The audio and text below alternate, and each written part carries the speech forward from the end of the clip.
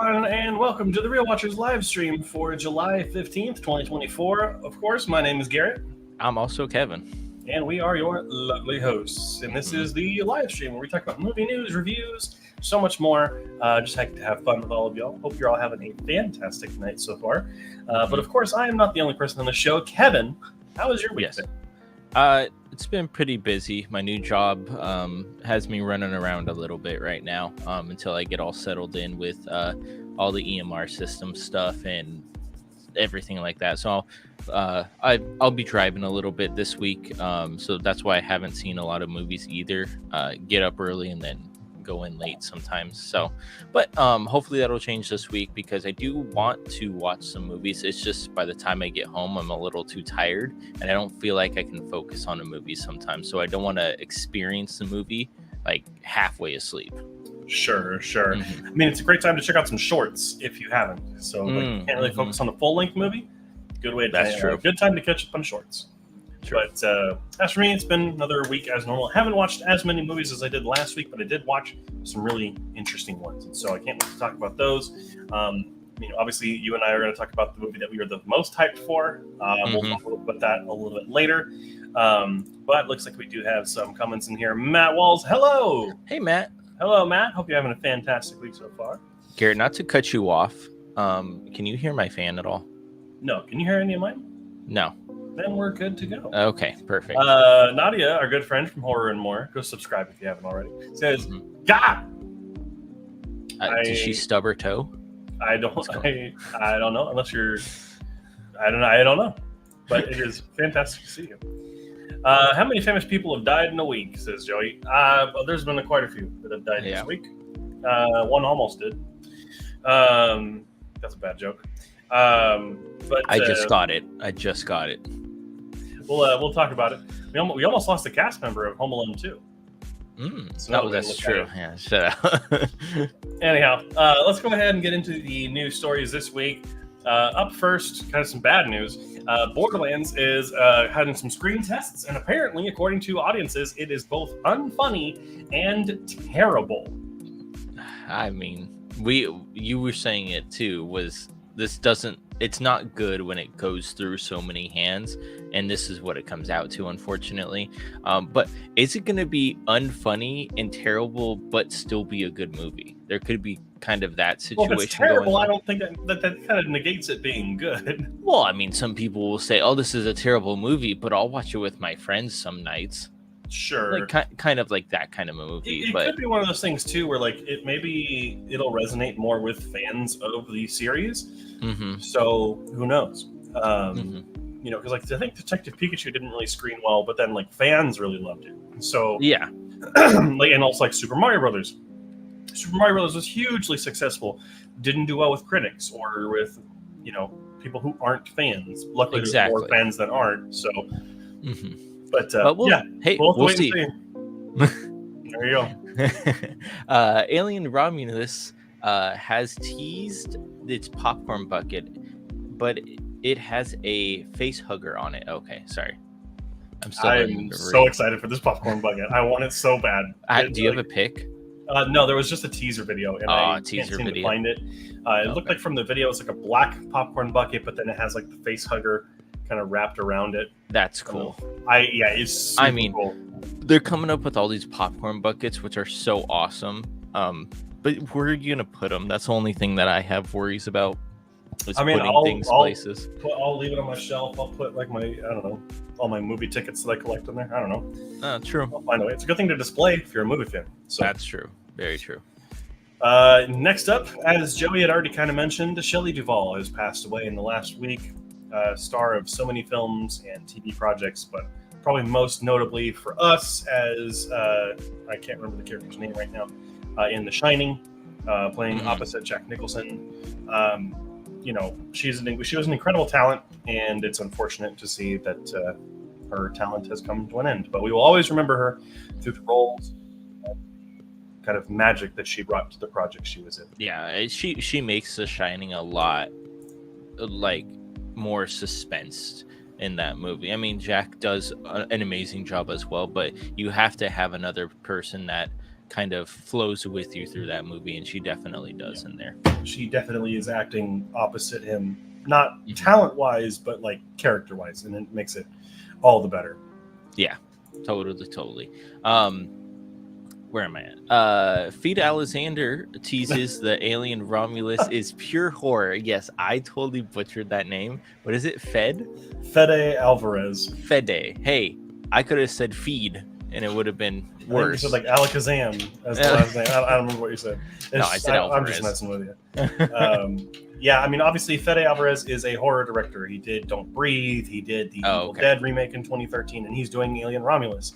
And from all intents and purposes, this sounds like a return to what the first movie did.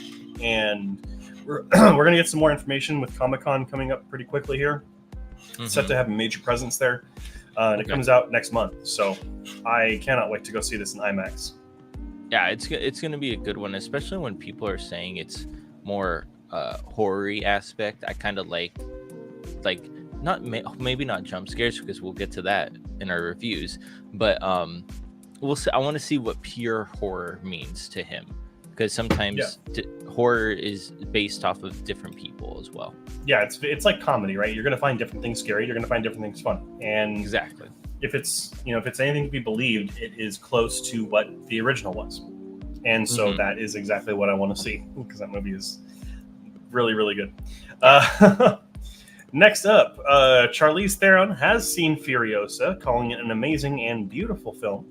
She has not yet talked with Anya Taylor-Joy, though. Like, I guess she said that they've seen each other at various different events, but haven't had like a moment to actually sit down and talk. Obviously, for those of you who don't know, Charlize Theron played Furiosa in Mad Max Fury Road, and did not return for this one, obviously, because it takes place earlier in the character's life. So nice that there's no beef, and I don't think there ever would be, but no, it's nice that she's supporting the film. Yeah, which is cool, because you like to see other actors and actresses support like a prequel or sequel of a film, because maybe that'll sway some people to go see it as well. Exactly. We do have a comment that came in here, though. Matt, Shelley hit me kind of hard hearing she passed away. It's really unfortunate, because she really took a step back from acting. I think she was I don't know the exact story, but I know she was very kind of like scarred by a lot of the stuff that she did, and she kind of became more of a, not a recluse, but like a reserved to herself, kind of out of the limelight. And it's just, it's sad to hear what happened. Here we go. My turn. Yeah. Minions 3 will release on June 30th, 2027. And Garrett is going to be first in line with the popcorn bucket and the collectible drink, sitting IMAX first row, tilting his head back, so he has to go to the chiropractor the next day. I'll be dressed up in my suit and in my Sunday best. Now, I get it. These movies are successful. We're seeing that with Despicable Me 4, and the Despicable Me franchise is the first animated franchise to cross $5 billion at the box office. It's a hit. It's a hit, and I don't blame it. But they really just need to do something to make them better. Is all I'm going to say. But I mean, as a kid, do you want to see a good movie, or do you want to go see Minions? Why not both? Why can't it be a good movie? You can't. Come on, you can't do that. Whatever. We're moving on. Ryan Reynolds and Hugh Jackman on the press tour for Deadpool and Wolverine are teasing an Avengers 5 appearance. That was fun. Yeah, easy. Like, you're bringing them into the MCU in this movie. If you don't use them, I think that would be a huge mistake. Oh, it would be. It would be a stupid mistake, I feel like. Yeah. Avengers 5 and 6, because apparently they're looking at possibly Sean Levy, who's the director of Deadpool and Wolverine, to do Avengers 5. Oh, nice. Cool. Which that would be good. I think we talked about that a couple weeks ago, but that would be a huge reason for, I know, Ryan Reynolds to come back, because he loves working with Sean Levy. Yeah, good. Next up, Rosemary's Baby's prequel, Apartment A7A. Yeah, is rated R, set to hit streaming this Halloween. Ooh, it's hitting streaming. Oh, that kind of sucks. Yeah, it just kind of means that either the studio doesn't have a lot of faith in it, or Yeah, they just don't think it's going to be that good. I don't know. But it's going to hit Paramount Plus. I mean, we've seen really good movies come out of streaming. We had Hitman earlier this kind of month or last month. We also had Prey back on Hulu when it came out. So was that during the Pandy? Yes, Prey was. Yeah. So Prey was. So I understand why going to streaming during the pandemic was a thing. But I'm saying like going straight to streaming doesn't mean that a movie is bad. They could have held off Prey and released it later. But that's true. Yeah, I mean, it could be anything, So, but we'll see. We'll have to wait and see. Exactly. Next up, Horizon: An American Saga Chapter 2 will no longer be releasing in theaters this August. They have pulled it from a theatrical release schedule. No real reason why yet, but I think all of us can pretty much guarantee it's because the movie wasn't successful, and no one really went to go see it, and a lot of people did not like it. So maybe we'll see Chapter 2. There's rumors that Netflix has offered to buy the series and is willing to put it on Netflix, which I think could be good for both parties. Yeah. But we just don't know yet. I mean, they still could release it theatrically, but, it would have to be like a Netflix like cult classic or something like that when it comes to streaming. If they pick it up and then be like, oh my gosh, this was actually good, and then put it back into the theater. Yeah, but there's just no way to know right now. Unfortunately, but no. Oh well, things happen. Shrek 5 will release on July 1st, 2026. Cool. Yep. Following Eddie Murphy's kind of impromptu announcement last week, we are in fact getting Shrek 5 on July 1st, 2026. The entire internet showering DreamWorks with praise and excitement. Someone made it out of Area 51 with a copy of Shrek 5. I'm just kidding. If anyone remembers the Storm Area 51 event. Man, that's a throwback. Yeah. It's, I mean, if they keep the same animation style and concept as Puss in Boots: The Last Wish, I'm all here for it. Yeah. Puss in Boots: The Last Wish was so good. So hopefully it'll stay in that ballpark. But hey, you never know. It's another Shrek movie, so we'll see. Yeah. And last piece of news, because pretty light week this week, Clint Eastwood Western A Fistful of Dollars is apparently having a remake in the works.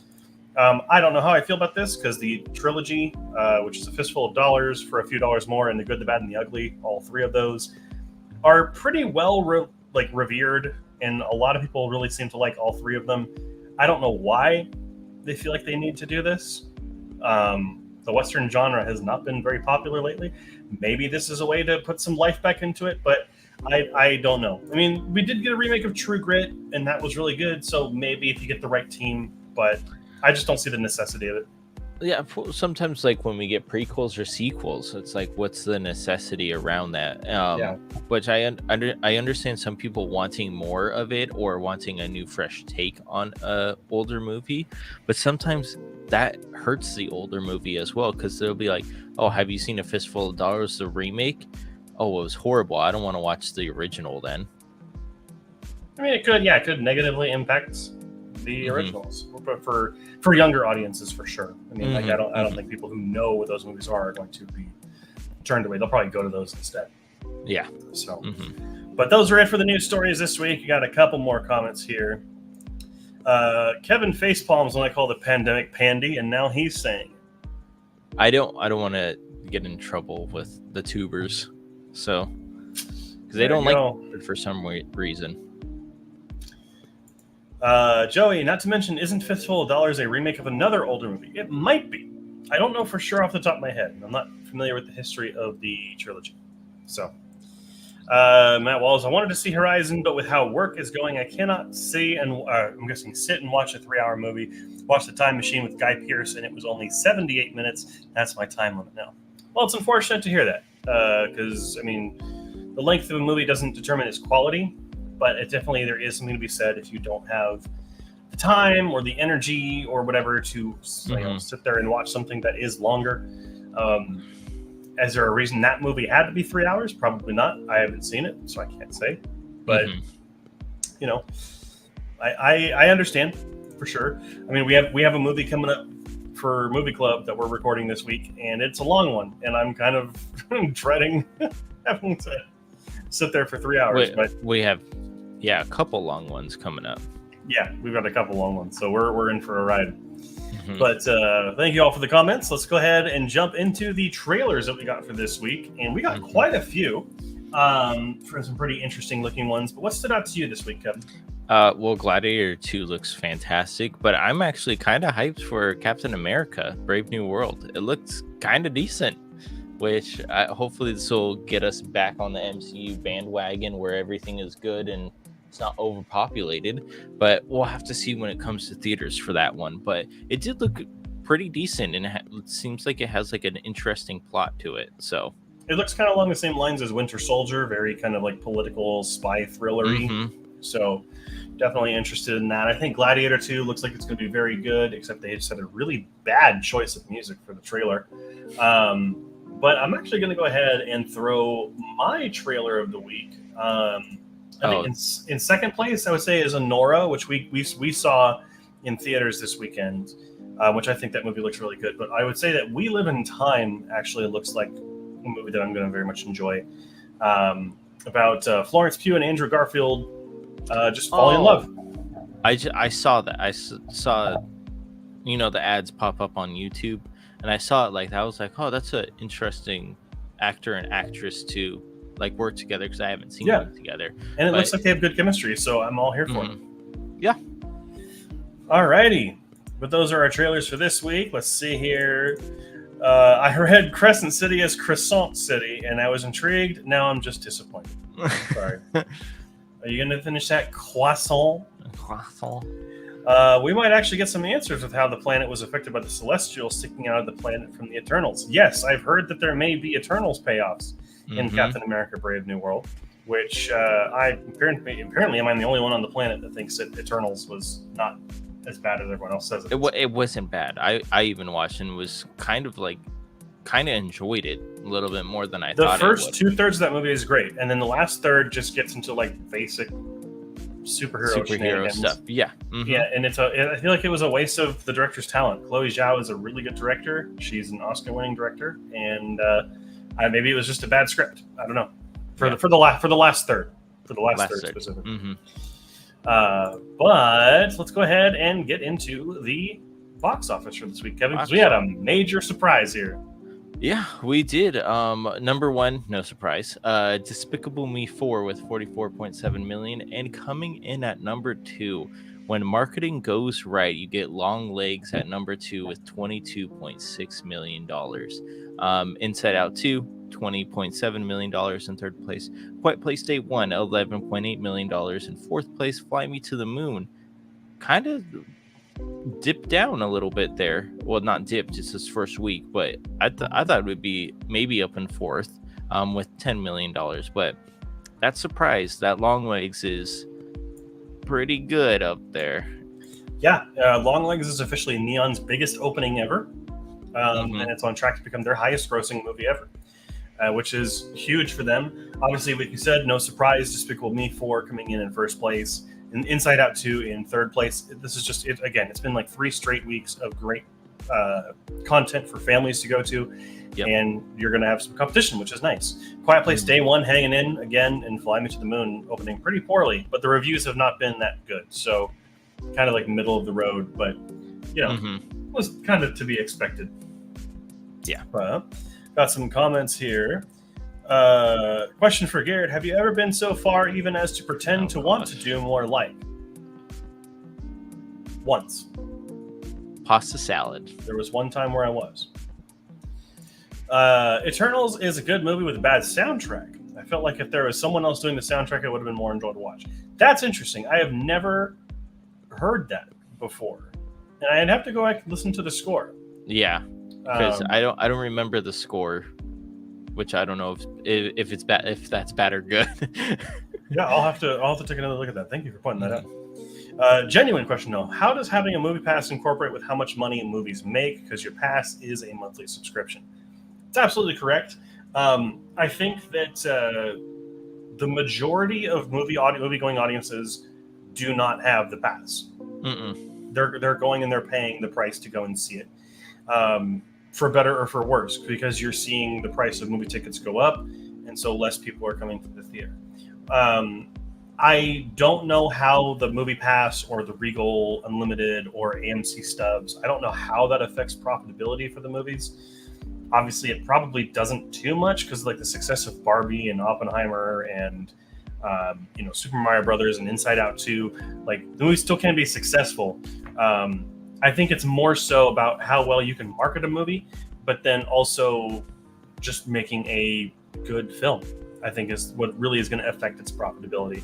But that's a great question. I don't know how much it impacts it.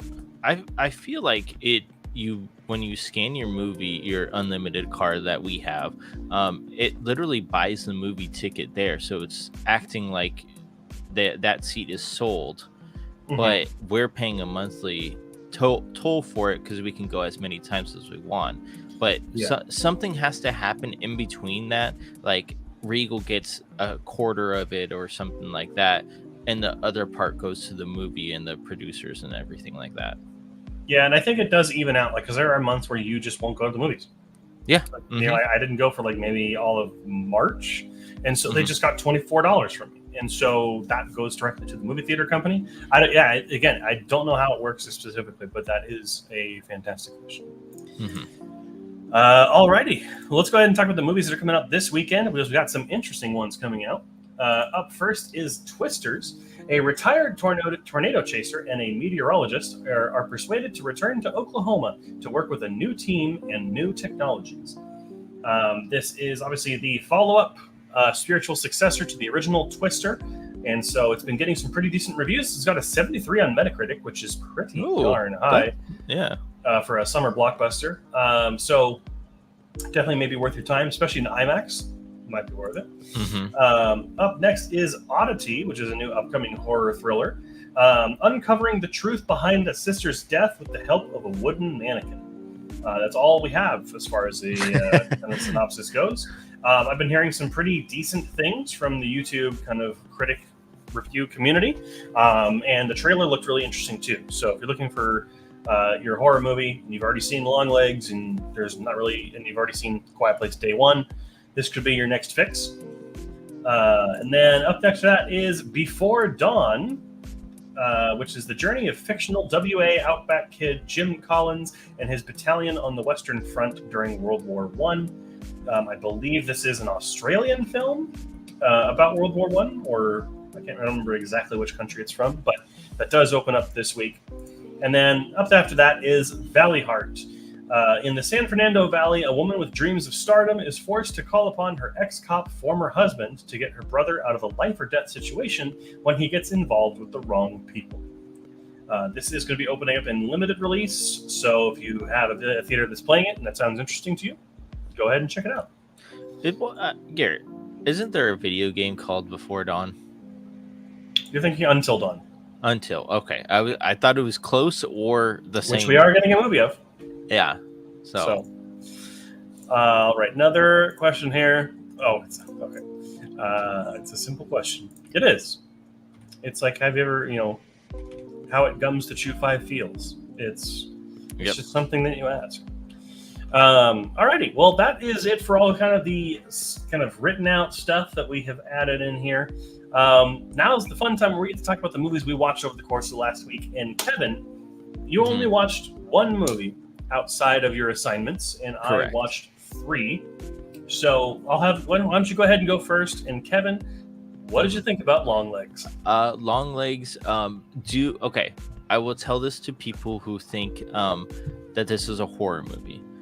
I feel like it's a horror movie for people who like suspense, thriller, and crime horror. That's what this That is what this category falls under. I feel like there's not a lot of jump scares or anything like that, but Nicolas Cage is so scary in this movie that it's disturbing. It's like a disturbing horror movie because of what's happening in the background or how she's reacting to something.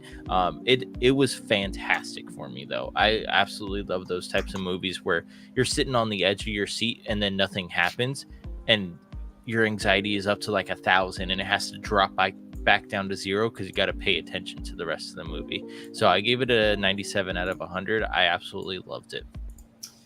Yeah, pretty simple. I'm right there with you. I think so far for me, I think that Long Legs is the best movie of the year, in terms of just how much it makes you feel within an hour and 40 minutes. It is absolutely dread-inducing. I will disagree. I do think that it is a horror movie, but it is just not your typical horror movie. This is, I don't want to say it's art house horror or elevated horror. It's just a different kind of horror. Like it's not scary. I mean, it is scary, but it's not like that's its goal. Its goal is not to scare you. Its goal is to make you feel like just completely creeped unsettled and creeped out for an hour and 40 minutes, and it completely succeeds. Like you said, Nicolas Cage is Oscar worthy. I will be really upset if he doesn't get an Academy Award nomination here. But also Alicia Witt, who plays Micah Monroe's mother, is very good in this movie. Mm-hmm. Micah Monroe is also fantastic in this movie.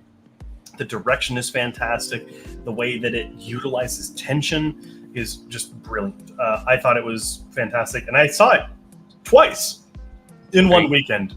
Are you going to go tomorrow? I might. Honestly, I saw this on Thursday night when it premiered, and I was just like, I need to go see this again. And then obviously, Kevin, you and I went to go see it on Saturday. Mm-hmm. And I plan on seeing it again for sure. Mm-hmm. So, but that's it for that first one here. And that hour and 40-minute timeline is absolutely nothing, because that movie flies by. Like it's like a breeze in the wind. Some people, they may want it to be over quicker because of how unsettling it is. Yeah, that's true, but it was so good.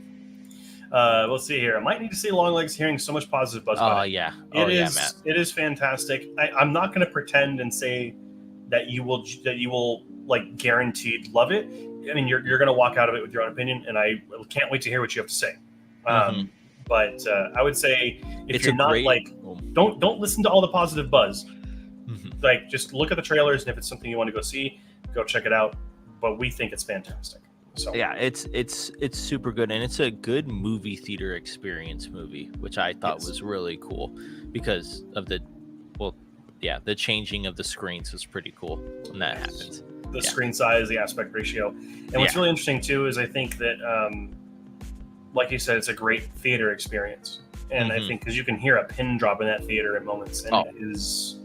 No one was talking in our theater, and we probably had half the theater filled. I want to say surprisingly full for an indie horror, an indie horror film. Mm-hmm. It was great. I say indie, but third party studio, or not third party, a smaller studio. Mm-hmm.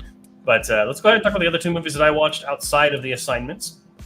Speaking of Nicolas Cage, I watched Pig from 2021, and I love this movie. This movie was fantastic as well. I will say that seeing Nicolas Cage in Long Legs was amazing. He is probably better in Pig, and it's a much different kind of film. It is really, really interesting because it kind of sells it on the idea of it being a revenge thriller. Okay, but it takes that concept and goes completely somewhere else with it. It's not the kind of movie you think it is. Don't look up any spoilers. I highly recommend you watch the movie as soon as possible. It's an hour and a half. So if you don't have an hour and a half, I mean, come on. Alex Wolff is also in this movie, who was in Hereditary and a couple other films recently. Is he the brother? He's the older brother. Yeah. Okay. And then the cinematography is really the only part that misses for me, just because there's a lot of that idle, shaky cam. When someone's talking, and it might be enough for some people to get motion sickness at some points. But the way that the movie is written and performed, it is absolutely beautiful. The story it goes for is I didn't think that I was going to tear up during this movie, and I did. It goes so many different directions that you don't expect. Mm-hmm. Could not more highly recommend it. About a hunter who loses his truffle pig. That's all I will tell you. Mm-hmm. After that, I watched The Ministry of Ungentlemanly Warfare, which came out earlier this year, and I finally got the chance to check it out, and I think it's a decently fine action movie. It's got some bloody violence, and it's got some decent comedy, and a cast that's having fun, but it also has a little bit of an identity issue, because I think that it's trying to be something more Tarantino-y, like Inglourious Bastards, but then it's also trying to be like it's based on a true story, so there's only so far they can take it, and because of that, it doesn't quite feel like a Guy Ritchie film who directed it. It just kind of feels meh. But the biggest problem with the movie is that it's tension. There's never any threat to the characters. You never feel like they're in any actual danger. The villain is set up to be this horrible, deplorable person, and then they just do nothing with it. So they're like, oh, he's a Nazi. You should probably hate him. Sure, yes, but like, what else is going on with this character? Like, they set up something and they have a little like cutaway moment that shows something, but then there's nothing else that's done. It feels like a huge waste. But there are some fun set pieces, and there is enough comedy. But I wouldn't say that it's not forgettable by any means. If you're interested, check it out. Gotcha. But alrighty, let's go ahead and get into our assignments. And Kevin, actually, we have some comments here. I actually haven't seen any trailers, so I might go completely like, yes, do that. Yeah, it was great. And then watch the trailers afterwards because it was amazing. Yes. What I will say though too, Matt, is I don't know how into horror you are. If you're into like horror like primarily as a genre, or if you just enjoy it, in addition to other films. This movie does not have any jump scares in it, except for one maybe towards the beginning. So don't worry about things happening when they're potentially not going to. That doesn't spoil the movie, doesn't ruin the movie. It's much more about atmosphere and mood as opposed to like trying to get you to jump out of your seat. So yeah. Alrighty, but Kevin, let's talk about the short you had to watch. Yep. Steamboat Willie. Well, this was a long time coming because you always see this now at the beginning of Disney movies, the whistling mouse twirling the wheel pretty much. And it was cool to go back and see what that was for. And the animation, is it bland? Yeah, well, it's black and white, but it's over 100 years. Oh no, it's not 100 yet. Right? No, it's 100. No, in 4 years the short will be 100 years. Yeah. So an almost 100-year-old short. It looks fantastic for its time, and get to have some voices in there sometimes. Minnie Mouse is in there, so you get the iconic two mouses in there, and it's overall just a good fun. And you look back at these shorts, which I like doing because you get to look back at animation, and they are really good for the time that they were produced at. So I give it a 97 out of 100. And it might be a little bit nostalgic because I like Disneyland as well, but still really, really good. There you go. The Steamboat Willie is the logo for Disney Animation Studios, not the actual Disney studio. Okay. But I know what you were trying to say. Mm-hmm. For my short, it was Donald's Golf Game, which was suggested by Kevin. I gave it a 60. I think it's fine. I don't think it's anywhere near Disney's best shorts. It's not like Clock Cleaners or Lonesome Ghosts or Goddess of Spring or any of those. It just feels a bit off. I mean, Donald's just being mean to his nephews for no reason during this, and then they're mean back after having done nothing to piss him off. It's just kind of odd. There's just nothing really here that's special. It's fine. I mean, it's enjoyable, but it's just not the best from that studio and from what I've seen. So I'll give it a 60. Nice. Cool. Your first movie, Kevin, Knights of Badassdom. Knights of Badassdom, which, first of all, I could not spell Badassdom this entire time while I was trying to look up this movie. It was really funny. I did find it. This is like the movies where it's like when I don't want to say when bullies, but like when D&D people talk about D&D, you see this movie, the Knights of Badassdom, and that's what it feels like because they are LARPers, and it kind of has to deal with Dungeons and Dragons a little bit because that when they were kids, they used to play Dungeons and Dragons. Now they're LARPers because they're older and they want to get the feeling of being in D&D again. It's kind of a love story as well, which everybody gets swayed to the side, but Peter Dinklage is in this movie, right? Did I say his name right? Peter Dinklage, yeah. Yeah, I did. And he he looks like he's having so much fun in this movie, which made me put a smile on my face because this was before what's it called? HBO Max TV series that everybody likes. Oh, Ren Fair? No. Oh, Game of Thrones. Thank you. Yes, and if you would have put this on the Game of Thrones thing, they would have said, yeah, Dinklage is our knight, because he took it like kind of too seriously, but it made it funny. So, which I liked about it. So he was the shining star in this.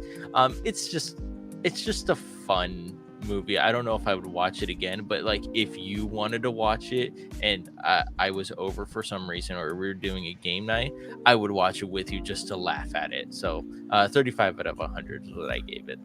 Alrighty.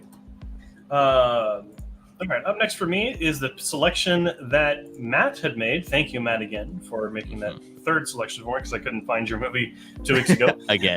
But he selected Old Henry from 2021, and I think that Old Henry is a pretty decent indie Western. I think that a lot of indie Westerns can be one of two things. It can either be a really deep and interesting character study, or they can be a really low-budget B movie. And I think this kind of falls somewhere in the middle, a little bit leaning towards the character study. I think that the pacing is pretty good. It's only 99 minutes, so you can do it in an hour and a half. It is definitely a minimalist film. There's not a lot going on visually or story-wise. I mean, there is story-wise, but like it's not like a crazy one like 310 to Yuma or something like that. It does a lot with the budget that it has. You can tell that it's a lower budget movie, but it doesn't feel like it, and it doesn't look like it. And that's really how you make your budget work for what you have. It definitely works. I think the performances here, though, are the strongest thing. Tim Blake Nelson is fantastic and shows that he is a completely underrated actor and deserves more lead roles. He does a great job with Henry. Stephen Dorff plays a fantastic villain, actually. Pretty menacing and cruel and charismatic. Really fun to watch. Everyone else is fine. They just don't bring it to the same level that Nelson and Dorff bring it to, which isn't a bad thing. They're just outshined, is really the best way I can put it. But I think what really bugged me with this movie is the cinematography. It has some good-looking shots, but there's a really odd color filter that's placed over the movie. Like, everything feels orange, which is a really odd choice. Maybe it's just where I watched it on Amazon Prime Video when I rented it, but it just makes the light colors too light and the darks way too dark, and sometimes it's impossible to see something that's happening at nighttime. So, but I think it's fine. I'm glad that I watched it. It's not something I'm going to necessarily like remember, a week from now, but I am glad that I watched it because Tim Blake Nelson is a great actor and deserves more. I wanted to ask you, Garrett, on Pig, was that too dark? No. Okay. I watched it on Blu-ray though, so because I bought it. Okay. Yeah. Gotcha. But let's go ahead and go to your second one, Kevin. Yep, my second one, Beverly Hills Cop, which I was kind of excited to watch because Beverly Hills Cop Axel F, is that what it's called on Netflix, just came out. So I was very interested on watching it. So I got issued the first one, and it was really funny. Eddie Murphy does kind of steal the show a little bit with his comedy, but he can click on his comedy like on and off like a light switch, which was really nice to see because I didn't want it to be just an all comedy movie about a cop. I wanted to be a little bit serious at times, and he does get serious, which is pretty awesome. He does have his Eddie Murphy like funny moments. Yeah, and some notable characters. I can't really remember the other names of the characters that are in here. So it was just basically an Eddie Murphy movie with some characters in it that were funny, but not really memorable. But I still gave it an 80 out of 100 because I had a great time watching it. There you go. You can't ask for anything more, really. Alrighty, my first wheel spin last week was Free Solo, which is a National Geographic documentary. You can find it on Disney Plus, and won the Oscar in 2019 for best documentary feature. Free Solo showcases an incredible feat of human athleticism, but I definitely think there's a couple of flaws with it. The biggest flaw for me is that it stumbles because it shows parts of the main person, Alex, is the climber. It shows his personal life, particularly his relationship with the girlfriend that he starts a relationship with during the course of the documentary. It's just not that interesting. I think that the film could have been successful without it. Like, if they showed more of what they were doing together, like if they went out climbing together, that makes sense. But like, you're just getting like discussions, like, I wish you'd communicate more. Like, I don't need to see that. But I will say that this documentary does two things really well. Number one, it is the most tense and like probably most nervous I've ever been watching a documentary, because the dude climbs up a 3,000-foot cliff face with no ropes at all. No. And the camera is right there with him. So you're looking down, you're looking out in the horizon. It is, horrifying for someone like me who has a fear of heights like that. When I'm not like on a, tied up or something, I couldn't do that. But the other thing is that the film does answer the question of why. Like, why or how would someone do that? And I think that it does answer that pretty well. It's their life's passion, and while there is a fear of failure, it's the lure of achieving the impossible. And so that's kind of like, they do handle that pretty well. So I did give it an 80 out of 100. It is a great documentary, but I just think that they could have skipped over everything with the relationship. I think that was just kind of odd to include. Nice. And lastly, let's go ahead and talk about my highest rated wheel spin movie of the week. Thank you, Nadia, because we have to watch Gremlins, which is a movie that I had actually never seen, and I've been wanting to watch for a very long time. This movie is really fun, and it is surprisingly dark, surprisingly gruesome, which is really fun. And you're here for one reason. You're here for the Gremlins, and they steal the show. They're the ones that make it so much better. The incredible practical effects work that's done with them is fantastic. Sure, the story is nothing special. The 80s kid gets a gift present that has rules. They're going to break the rules, and they immediately break the rules, and then consequences ensue, and then there's a romance. It's a really basic plot, but what makes it work is just how surprisingly dark and funny and gruesome the movie is. The film does lack a little something when it comes to performances. I don't think the performances are really that good in this movie. There aren't really any big names or talents, which is fine. You can have relative unknowns do very well, and they do fine. But clearly the budget for this movie went to the practical effects. That is where the bulk of the money and the effort really went in this movie, and it really pays off. And so that's kind of what's really nice about it. But I will say the dad of the main character, for those of you who don't know, should have been played by Jonathan Winters, who is a very famous comedic actor. And the dad is basically just Jonathan Winters, but not him. And so it's like, maybe they were really going for him to be the dad. I don't know. But it's a fun movie. I would definitely watch it again. It's something that I'm looking forward to add to the collection. I really enjoyed it. So nice. Thank you, Nadia, for suggesting it. Alrighty.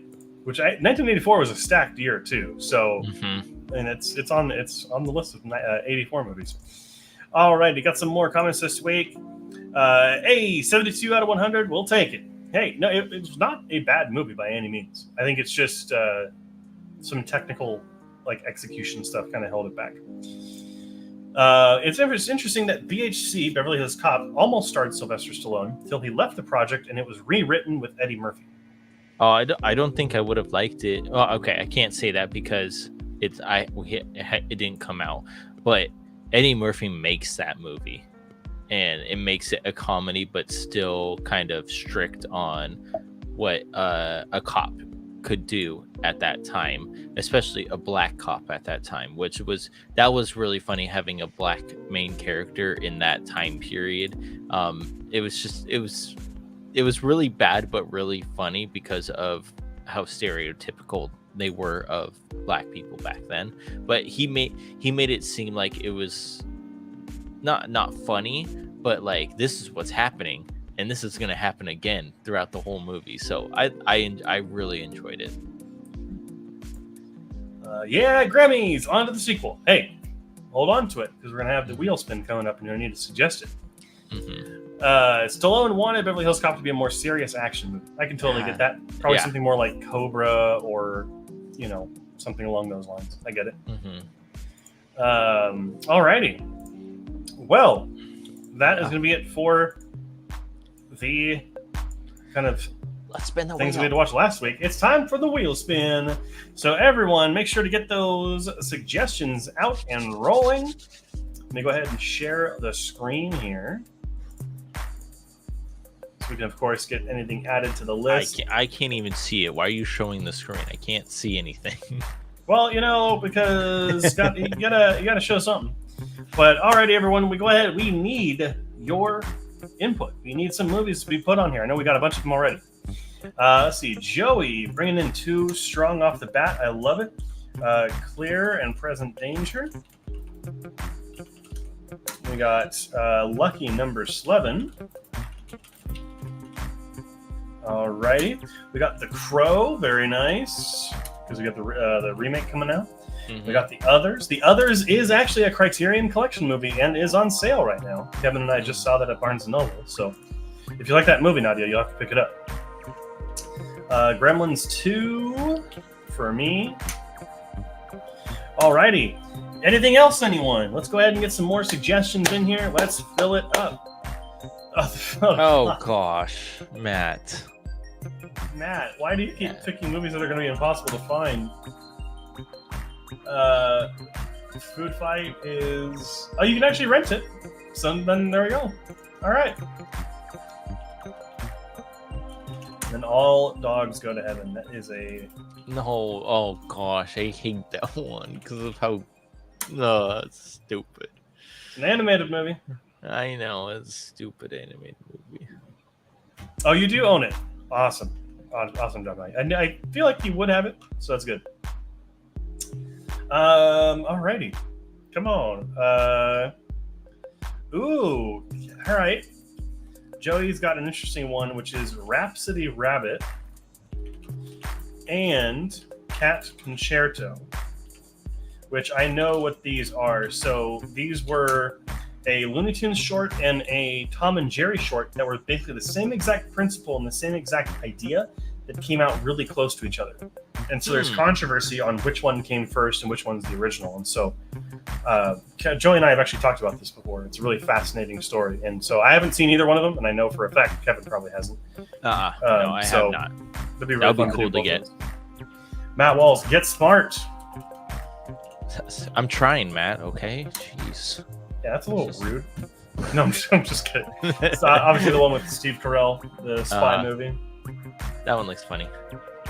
It is actually. I remember seeing it in theaters, and it was pretty decent from what I remember. But obviously, that could have changed over time.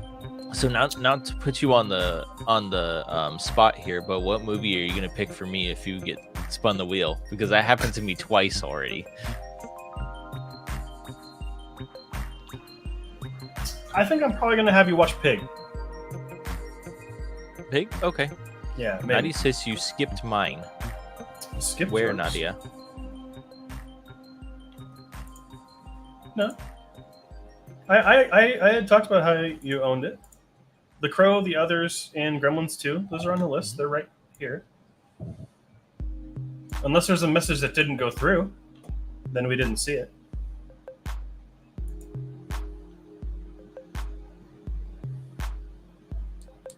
I don't see anything we skipped. Sorry if we did. Matt, skip, keep it moving. I mean, yeah, to answer your question, I might pick Pig. I don't know for sure yet. Yeah, I don't know. Or maybe I'll pick a... Huh? Maybe I can't say... Nuke? Nuke? I don't know that being a banned word or anything. Yeah. That's odd. What movie was it, Nadia? Just text it to me. Or just space out the letters. Or space out the letter. You could do that. But okay. I think I got yours too if I get picked. Alrighty. Just waiting on Nadia to say what that was, I guess. And then we'll give it another minute. And then we'll start spinning. Any other suggestions? I'll open it to more than just 2. Class of Nukem High? Yeah, so you just watch this one.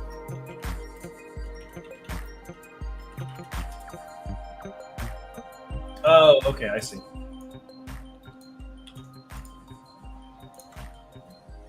That's weird that it wouldn't let you say nuke. Yeah, that 30 is weird. Days of Night. It's actually a movie I've never seen. Is that an Alaskan movie? That's the vampires in Alaska. Oh, well, I just totally took a guess on that. So cool. Oh yeah, it actually is. Alrighty, coming up on a minute here. Any last minute suggestions, anyone? Please, last minute. We'll get them on the. I know there's a lot of movies on here, but we're back up to 162. We're down to like 140 at one point. I feel like. Hey, it's all good. Alrighty, and that is a minute. Alright, so we'll go ahead and shuffle it up a little bit here. Kevin, I think you went first last week. Yes, I think I did. So I will go first this week. And my first spin. What's it going to be, Kevin? I don't know. I can't even see what the... Ad Astra. I don't know. That's the only one I can see. For a few dollars more. Alrighty. Garrett is watching a Western. Again. Yeah, yeah. Again. Alrighty. We go ahead and remove that from the wheel. Let's go ahead and shuffle it up and do Kevin's first spin. I think for a few dollars more was Joey, so congratulations, Joey, on that pick. Alrighty, Kevin is getting The Tomorrow War, which is an Amazon Prime movie. Oh, okay. Oh, is that the one with Chris Pratt? Oh man, do I love a Chris Pratt movie? Can't escape Chris Pratt. He's actually pretty decent in the movie. So. All right. I've seen this. I've seen trailers of this. It looked pretty decent, actually. And there you go. Alrighty, and I believe that was Twan that had that one. So thanks, Twan. Alrighty, and my second movie, or short, we'll see. Or a short movie. Or a short movie. I don't know. Hopefully, it's not like a 16-hour. Secret Life of Pets. I have already seen Secret Life of Walter Mitty, so this is going to be a respin. We covered that. Adrian and I covered that on the podcast, I believe. Yeah, the drive back. Yeah, when it was the drive back. That's some channel lore for you. Candyman, the original Candyman. Nice. Oh, another horror movie from Nadia that got picked. Look at that. I really enjoyed the 2019 something or like 2021. The remake was fantastic. I really enjoyed it. Was that 2021? Yeah, it was. Aren't we getting old now? Oh my gosh. I didn't know that was during the pandemic. Alrighty, and Kevin. Spinning for Kevin. I pressed F to full screen my screen and it didn't work. Alrighty, Kevin, your second movie is... Garrett's pick. Did I call that? Hey! Yeah, I'm gonna have you watch Pig. Okay, sounds good. Let me see where it's streaming for you real quick. It's on Hulu. So. Oh, okay. Or if you want to borrow the disc, just let me know. Okay, sounds good.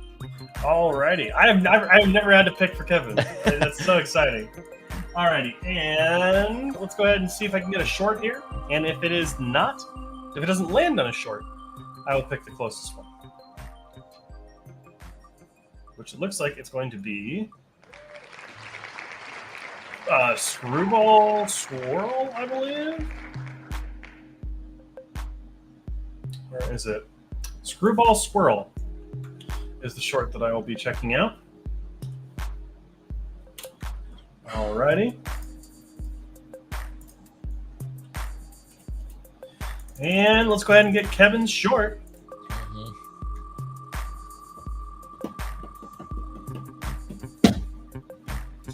And all right, so it's gonna be whatever short is the closest. It's gonna be up there. All right, Northwest Hounded Police is gonna be your short. All righty. Interesting.